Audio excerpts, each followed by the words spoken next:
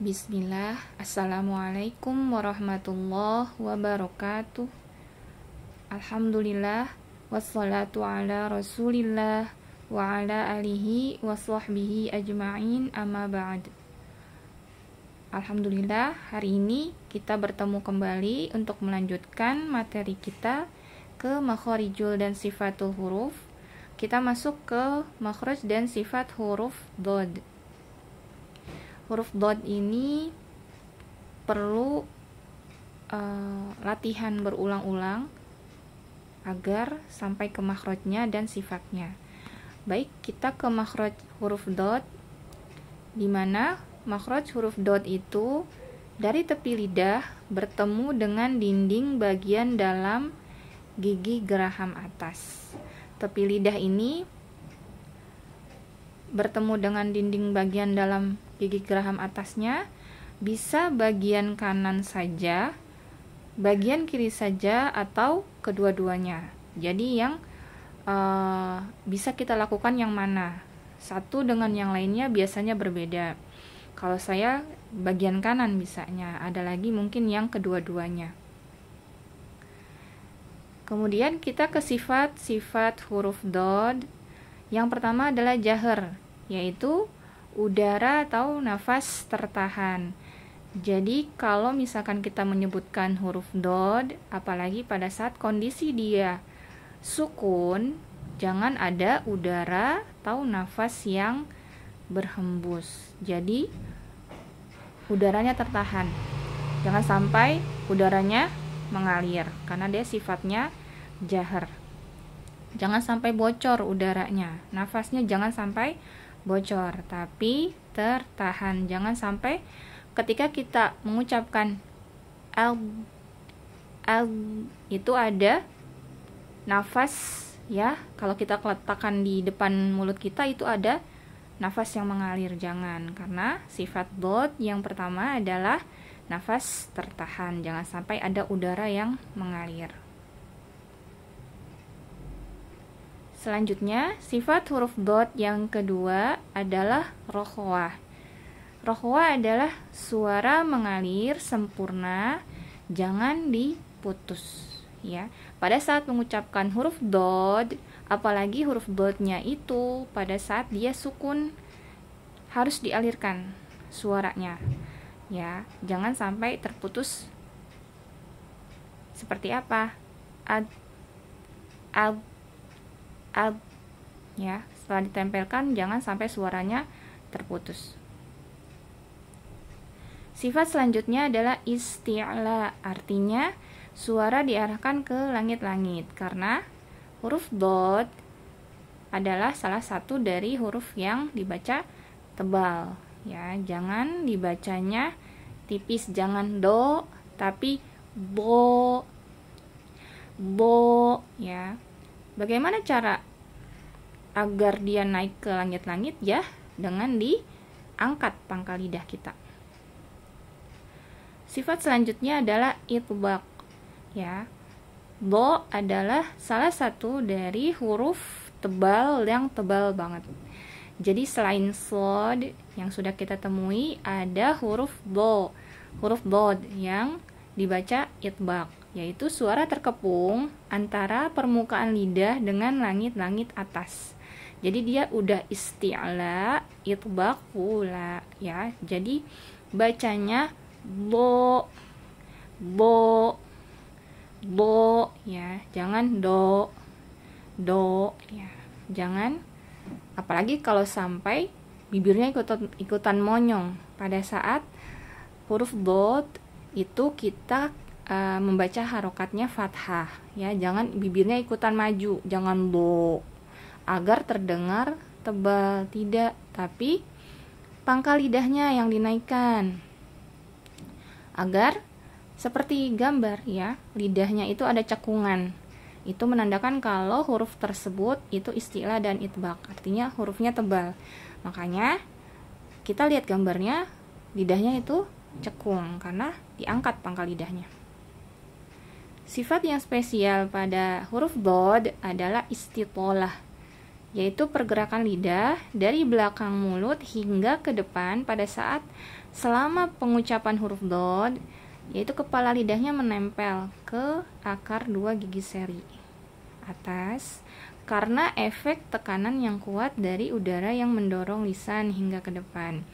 Intinya, sifat istitolah ini tadi tepi lidah itu kan nempel salah satu, kanan aja, kiri aja, atau kedua-duanya. Itu menempel dari belakang, ya, dari belakang, kemudian bergerak ke arah depan. Nah, depan hanya menempel, ya, sedangkan tumpuan di tepinya itu tumpuan. Jangan lidah yang depan juga jadi tumpuan, tidak. Yang depan itu hanya menempel tumpuan di kanan atau kiri atau kedua-duanya. Nah, suara pun dari situ, ya. Jadi kalau misalkan kita sebutkan huruf dod yang sukun, itu akan terdengar kalau bergerak suaranya. Nah, sifat istitolah ini berbarengan dengan sifat rokhwahnya dari dod. Jadi, ketika kita melafalkan huruf dod, menunaikan sifat istitolah dari huruf dod, maka kita tunaikan juga hak dia sebagai huruf yang rokhwah.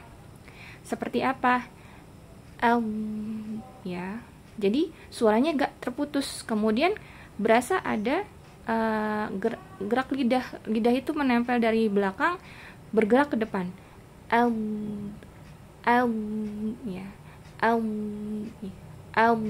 ya, seperti itu, ya. Nah, itu perlu latihan berulang-ulang bagaimana kita tempelkan untuk menunaikan sifat dari istitolah itu, kemudian rokhwahnya, kemudian itbaqnya juga, karena kan memang harus dibaca tebal. Kita lanjutkan. Untuk penulisan huruf dod, pertama posisinya pada saat lepas atau dia pada saat posisinya sendiri, ya. Bentuknya seperti di gambar. Yang kedua, pada saat posisi awal, ya. Ini awal pada saat dod ini dirangkai ke kata. Dod, ya, posisinya seperti ini di awal kata. Posisi tengah, ya, dotnya berada di tengah. Sama seperti huruf shod, tapi dia ada titiknya, ya. Jangan sampai tertukar dengan huruf shod. Kemudian di posisi akhir, ya, sama seperti huruf shod juga, huruf shod, ya, ada titiknya, perhatikan. Kemudian kita belajar ke pelafalan huruf dod. Tebalkan, ya, huruf dod. Bo, bli, bli, bu, ya, bo, bli, bu, al, ya, seperti tadi yang sudah dijelaskan pada saat istitolah, ya, rokhwah, itbaq, tiga-tiganya harus berkesinambungan. Bo di dalam kata, bohikatun, bohikatun, bo, ya, terangkat, tebalkan.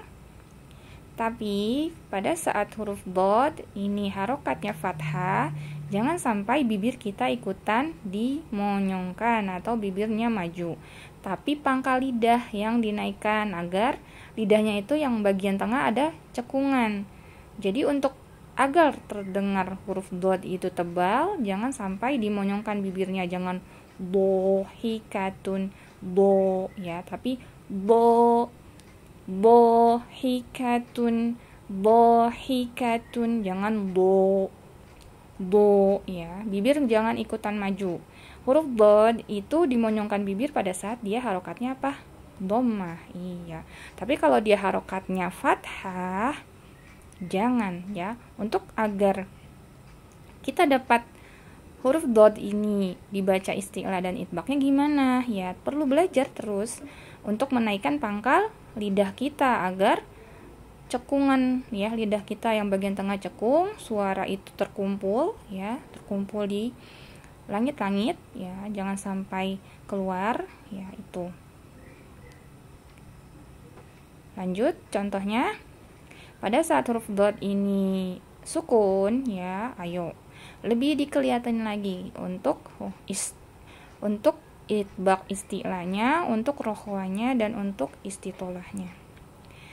Fadlan, fadlan, fadlan ya, suaranya jangan sampai terputus karena tadi apa sifatnya, rohwah ya, jangan sampai fadlan, fadlan ya, udah kedengaran tipis dan terputus pula suaranya.